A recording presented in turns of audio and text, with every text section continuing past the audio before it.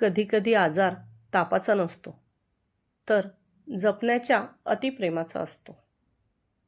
नमस्कार मित्रांनो, मी चारू आणि तुम्ही पाहत आहात अग्निर या भावनिक प्रेम आणि नियतीच्या संघर्षांनी भरलेल्या कथेचा भाग 6. आजच्या भागात कायराचा आजारपण, अग्नीचं अस्वस्थ मन, सोनाच्या आठवणींचा वेदनादायी प्रवास आणि माँसाहेबांचा एक असा निर्णय जो पुढे सगळंच बदलून टाकणार आहे. चला तर मग सुरू करूया अग्निर भाग 6. आज अग्नीची फॉरेन क्लायंटसोबत मीटिंग असल्याने तो सकाळीच ऑफिसला गेला होता. माँसाहेब घरीच असल्यामुळे त्याला कायराची तेवढी काळजी नव्हती. त्याने रोजीला काही इन्स्ट्रक्शन्स दिले आणि त्याच्या प्रिन्सेसच्या कपाळावर ओठ टेकवत बाहेर पडला. तो गेला तेव्हा कायरा झोपलेली होती. थोड्या वेळाने माँसाहेब तिला उठवायला तिच्या खोलीत गेल्या, तर तिच्या अंगात ताप भरला होता. त्यांनी रोजीला सांगून लगेच डॉक्टरांना बोलवून घेतले. अग्नीची मीटिंग असल्यामुळे त्यांनी माईकला मेसेज देऊन ठेवला. थोड्याच वेळात डॉक्टर येऊन कायराला तपासून मेडिसिन देऊन गेल्या. माँसाहेब कायराच्या शेजारी बसून भूतकाळाच्याच विचारात हरवल्या होत्या. सोना आणि अग्नीची भेट लंडनमध्ये झाली होती. ती तिचे वकिलीचे शिक्षण पूर्ण करण्याकरता लंडनला होते. भारतात आल्यानंतर तिने स्वतःची प्रॅक्टिस सुरू केली. सोना मूळची पंजाबची राहणारी होती, म्हणून तिने तिची प्रॅक्टिस दिल्लीला सुरू केली. अग्नी भारतात आल्याच्या 1 वर्षानंतर माँसाहेबांनी त्या दोघांचे लग्न लावून दिले. तसे पाहिले तर सोनाच्या भावंडांचा या लग्नाला विरोध होता, पण सोना ऐकली नाही. तिने त्यांच्या विरोधात जाऊन अग्नीशी लग्न केले. पण त्यानंतर तिच्या घरच्यांनी कधीही तिची खबर घेतली नाही. त्या दोघांचं एकमेकांवर फार प्रेम होतं.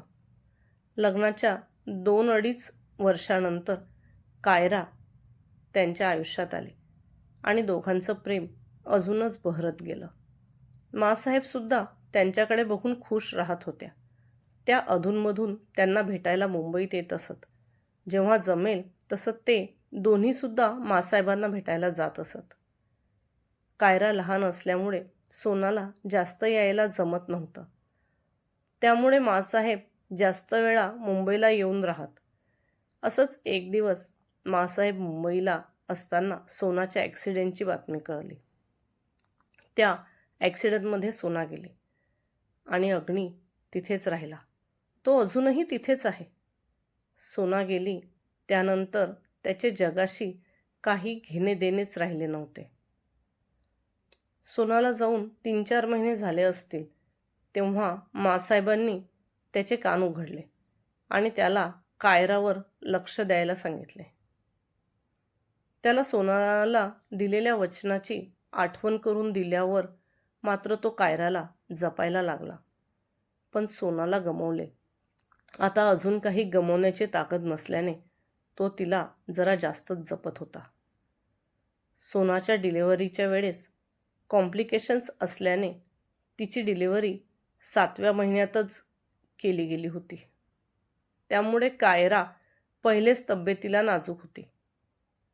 त्यामुळे तिच्या सर्व बालसुलभ हालचाली करायला तिला जरा जास्तच वेळ लागला.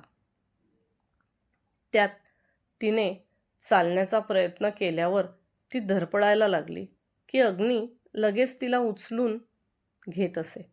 त्यामुळे तिने कधी चालण्याचा प्रयत्नच केला नाही. तो त्याच्या हाताने तिला भरवायचा. त्यामुळे तिने कधी हाताने खाण्याचाही प्रयत्न केला नाही. तिला एका जागेवरून दुसऱ्या जागेवर कोणीही कडेवर उचलून नेत असे. त्यामुळे सर्व शरीर व्यवस्थित असताना सुद्धा बिचारी कायरा अपंग होऊन राहिली होती. आजही त्या कायराच्या काळजीने अग्नीचं मन वळवण्यासाठी म्हणून बंगलोरला आल्या होत्या. त्यांनाच आता काहीतरी हालचाल करणं गरजेचं होतं. त्या विचारच करत होत्या तोपर्यंत अग्नी कायराच्या रूममध्ये आला. त्याने तिच्याजवळ बसून तिच्या डोक्यावरून प्रेमाने हात फिरवला. तिच्या काळजीने त्याचे डोळे पाणावले होते.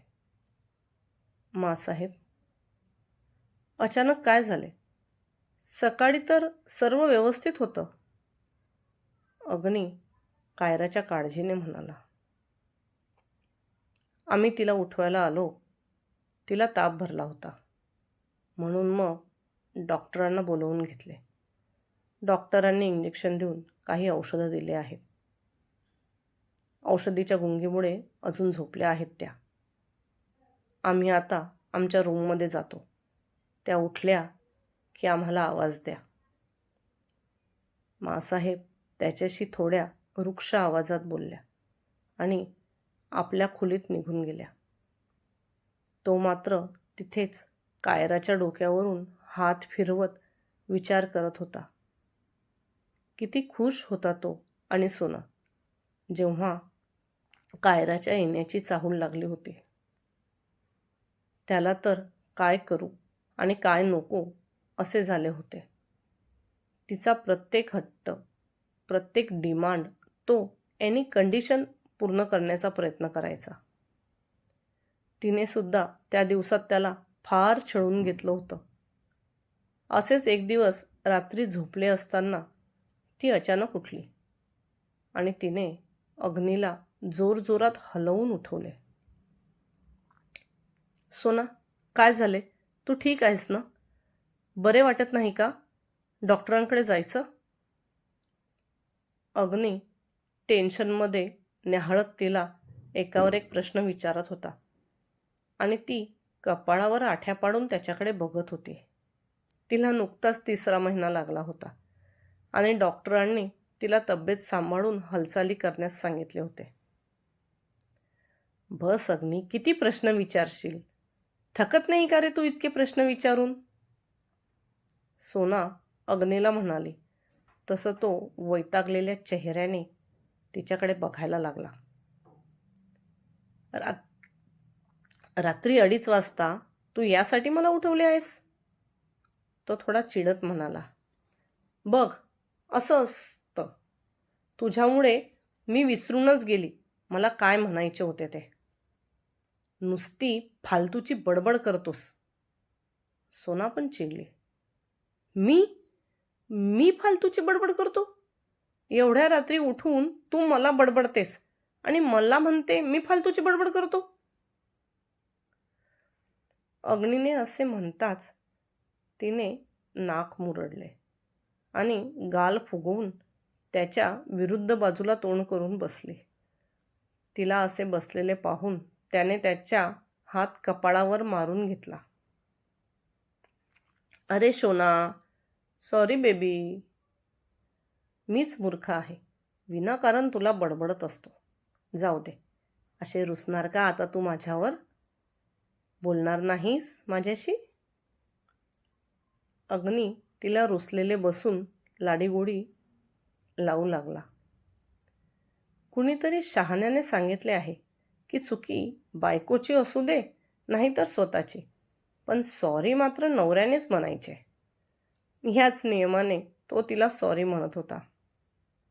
मला नाही बोलायचं तुझ्याशी. एक तर इतक्या रात्री मी उठली, त्याचे काही नाही, वरून मलाच बोलतोस.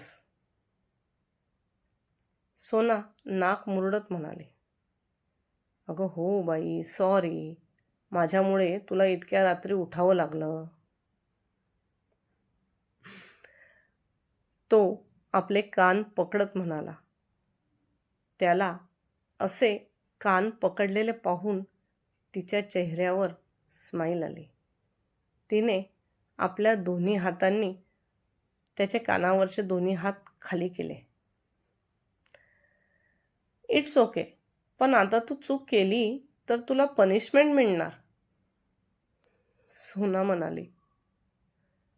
ओके, चालेल, पण आता झोप, उद्या घेऊ तुझी पनिशमेंट, असे म्हणत तो कॉटवर लोळणारच की सोनाने त्याच्या हाताला धरून त्याला ताणले. ए, उद्या बिद्या काही नाही, आत्ता आत्ता तुला पनिशमेंट घ्यावी लागेल. ती त्याच्यावर ओरडत होती आणि त्याचे मात्र झोपण्यासाठी डोळे लागत होते.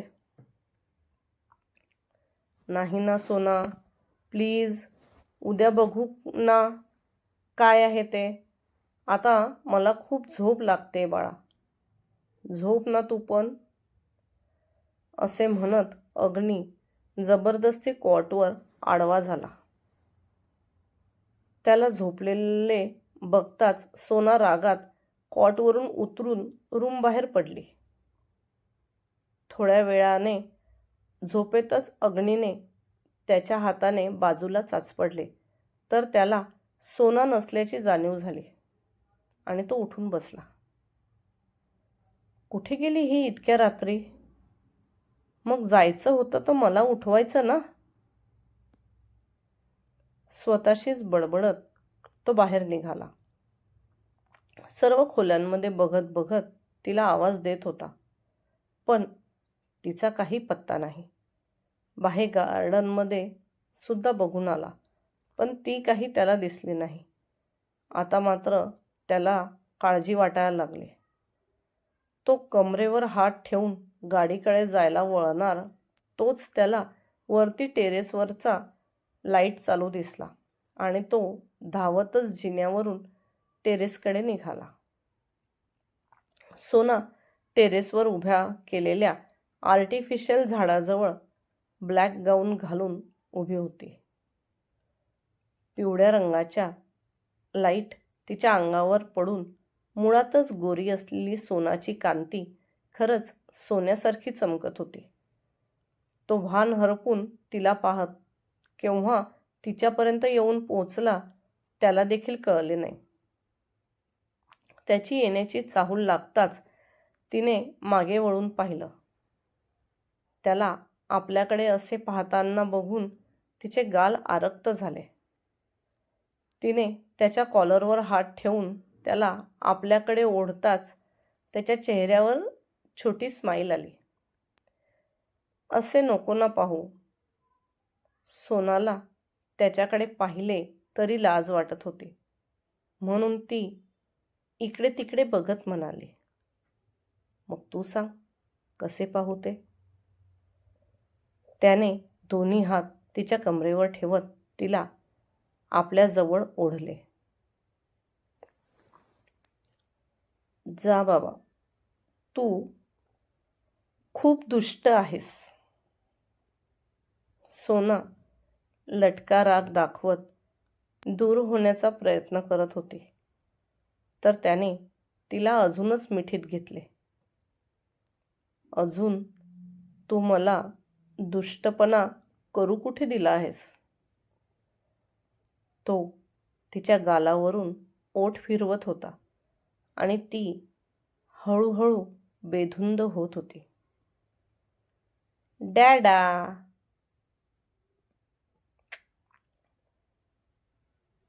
कायराच्या आवाजाने त्याच्या विचारांची तंद्री तुटली आणि तो वास्तवात आला.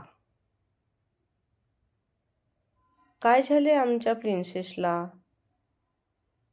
बरे वाटत नाही? अग्नी म्हणाला. नो डॅडा, मी खूप स्ट्रॉंग आहे ना, मला बरे वाटते आहे. दादीने डॉक्टरांना पण बोलवले होते. डॉक्टर येऊन टुची करून गेले, कायरा तक्रार करत. ओके. चला, प्रिन्सेसला फ्रेश व्हायचं असेल ना? मी काहीतरी मस्त नाश्ता मागवतो. मग आपण मेडिसिन पण घेऊ, अग्नी म्हणाला. नो डॅडा, मी नाही घेणार मेडिसिन. ती कडू असते. मला नको, तूच घे. कायरा नाक तोंड एक करत म्हणाली. तिच्याकडे पाहून त्याच्या चेहऱ्यावर स्माईल आली. तोच मागून मासाहेबांचा आवाज त्याच्या कानावर पडला.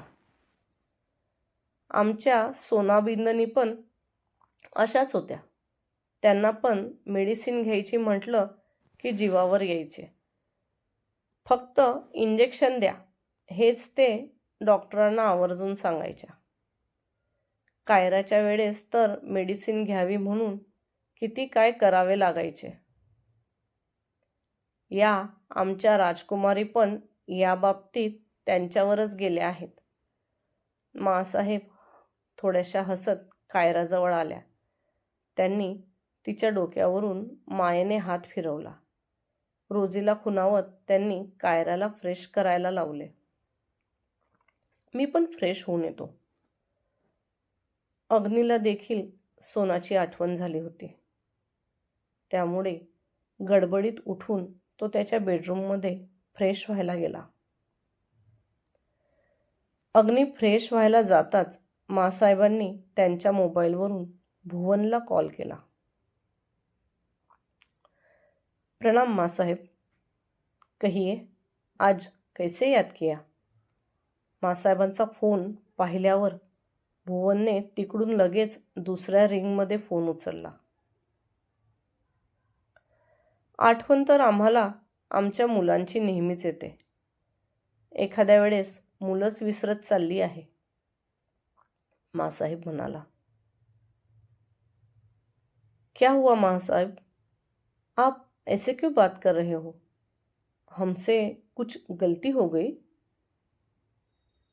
भुवन म्हणाला. गलती आपसे नहीं, गलती हमसे हुई है, मासाहेब म्हणाल्या. क्या हुआ मासाहब, आप ऐसे क्यों बात कर रहे हैं? हमें साफ साफ बताइए, हमारे कुछ समझ नहीं आ रहा. भुवनला मासाहेबांचं वृक्ष बोलणं नकळून त्याने विचारलं. आपको क्या लगता है, आप हमसे बातें छुपाएंगे और हमें कुछ पता नहीं चलेगा? लेकिन आप भूल रहे हो कि हम भी आपकी ही माँ साहेब हो. बच्चे कितने भी छुप ले माँ के नज़र से कभी छुप नहीं सकते, माँसाहेब म्हणाल्या. माँसाहेबांच्या बोलण्यावर भुवन विचारात पडला.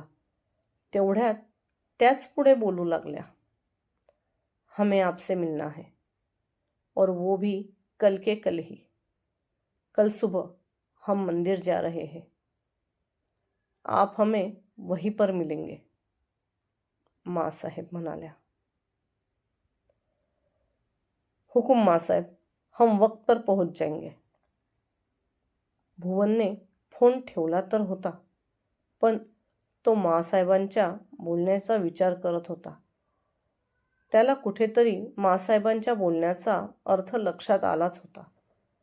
त्याने काम इतरांना व्यवस्थित समजवली आणि तो परत बेंगलोरला जायला निघाला. प्रेम जपताना कधीकधी आपण नकळत कोणाला तरी कमजोर करत असतो आणि सत्य उशिरा का होईना पण समोर येतच. माँसाहेबांनी भुवनला मंदिरात का बोलवलं? अग्नीला त्याच्या अतिकाळजीची किंमत कधी कळणार? आणि कायराचं भविष्य कोणत्या वळणावर जाणार? हे सगळं जाणून घेण्यासाठी अग्नीचा पुढचा भाग नक्की ऐका.